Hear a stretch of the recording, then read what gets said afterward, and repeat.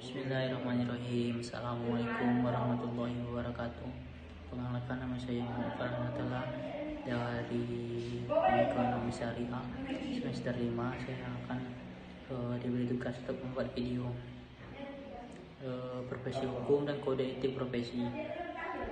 Profesi hukum merupakan salah satu sekian besar profesi lain seperti profesi dokter, profesi akuntan, profesi guru dan lainnya. Profesi hukum mempunyai ciri sendiri karena profesi ini sangat bersentuhan dengan kepentingan manusia. Orang yang dalam disebut klien. Sesungguhnya profesi hukum tidak lepas dari unsur-unsur penegakan hukum seperti kepolisian, kejaksaan, hakim, dan pengacara dan advokat. Dalam tulisan ini saya lebih banyak mengungkapkan profesi hukum.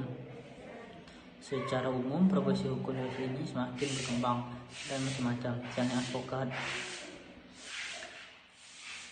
Manusia dalam menjalani hidupnya selalu memerlukan kebutuhan merupakan perwujudan budaya manusia yang berdimensi cipta karya dan rasa. Sebagai makhluk sosial, manusia selalu berinteraksi dengan manusia lain dan saling membutuhkan. Berkaitan dengan profesi hukum, kebutuhan manusia untuk mendapatkan layanan hukum juga termasuk dalam lingkup dimensi budaya perilaku manusia, dilandasi oleh nilai moral dan nilai kebenaran. Moral dan nilai kebenaran yang seharusnya dijunjung tinggi. Berkaitan dengan di atas, maka secara tidak perlu menjadi kebenaran. Namun mengapa hal itu terjadi? Pertanyaannya memerlukan jawaban yang sangat mengkontrasisikan adanya keseimbangan kebutuhan ekonomi dan moral. Ada 5 indikator suatu lapangan kerja dapat dikategori oleh profesi menurut Lina Tutsubtru. 1. Pengetahuan, penerapan keahlian. 3. Tanggung jawab sosial. 4. Kontrol. 5. Adanya pengakuan dari masyarakat.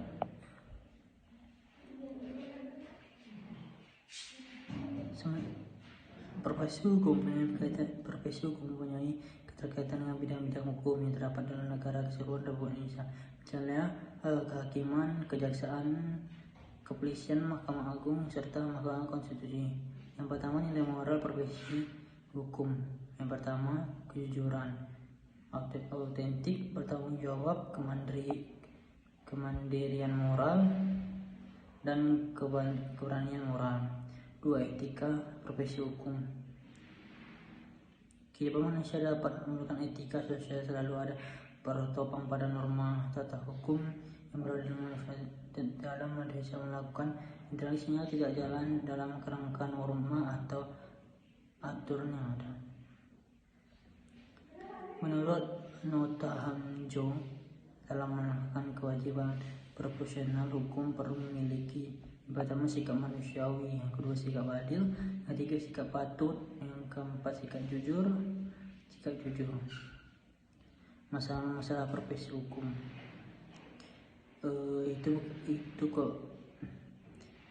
dapat dihadapi sebagai kendala yang cukup serius bagi profesi hukum, yaitu kualitas profesional hukum, misalnya penyalahgunaan profesional hukum, kecenderungan profesi hukum menjadi kegiatan bisnis, penurunan kesadaran dan kepedulian sosial. Kode etik profesi.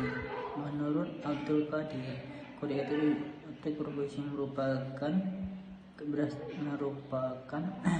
produk etika terapang karena dihasilkan atas suatu profesi. Kode etik dapat berubah atau diubah seiring dengan perkembangan pengetahuan teknologi, sehingga anggota keluarga musuh tidak